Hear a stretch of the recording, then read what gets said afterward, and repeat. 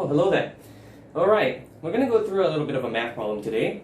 This is from the 2019 A-Maths O-Level, Paper 2, question 5. Fx is such that f double prime x is equal to 3 cosine 3x minus 4 sine 2x. Given that f0 is equal to 0 and f pi over 2 is equal to 5 over 6, show that f pi over 3 is equal to 1 plus the square root 3 over 2. So what's the first thing we need to do? Well, we need to find fx, right? We have f double prime x. So we need to integrate twice. So f prime x. What is f prime x? Okay, so let's start by integrating. So 3 cosine 3x, how do we integrate this? Remember that d dx sine ax plus b is equal to a cosine ax plus b, right? So we just need to do this thing in reverse. So when we integrate cosine, it will be sine as well, right? So this will be sine 3x. Then we do a similar thing here. Integrate sine will become negative cosine. So this also negative will become positive. So this will become sine 3x plus 2 cosine 2x plus c1. You'll see why we need the 1 later. So now we have f prime x. Yay! But f prime x is not helpful to us at all, except for when we need to find fx. So fx is equal to, so we do this again. So we don't have the constant here anymore, so we need to divide now.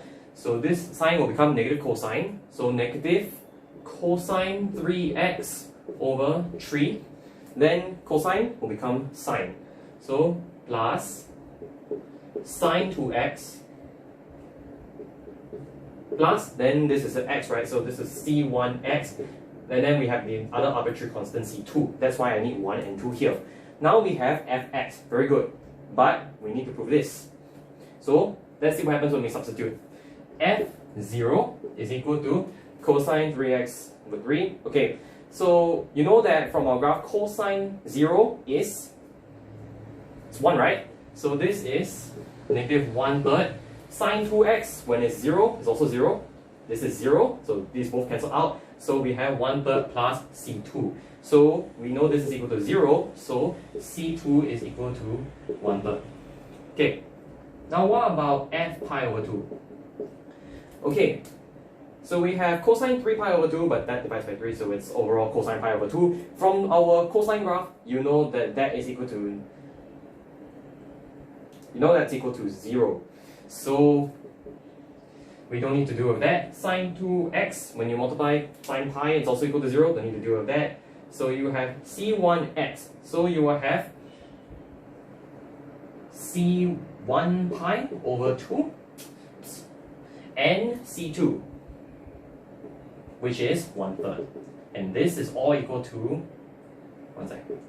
5 over 6. So what's this? This is half, right? So c1 pi has to be 1, so c1 is 1 over pi.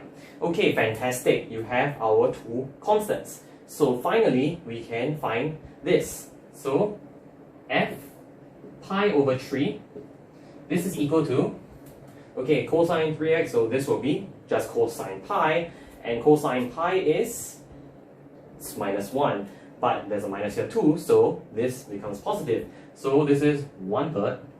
Okay, plus sine 2x. 2x is pi over 3, so this is sine 2 pi over 3. What's sine 2 pi over 3? You learn this in E-Maths. For 0 is less than x, less than 180, no actually, pi. Sine x is equal to sine pi minus x. This is E-Maths. You know this, okay? Although you probably learn it in degrees. Still the same thing, okay? So we know that this is the same as sine pi over 3. Special angles, square root of 3 over 2. Okay, when you multiply this, so you have c1x, you multiply pi over 3 by 1 over pi, pi cancels out, so it's just 1 over 3 again. And then we know that c2 is already 1 over 3. And hence, this is 1 plus square root 3 over 2. And that's exactly what we have earlier. Alright, thank you ladies and gentlemen. Enjoy your day.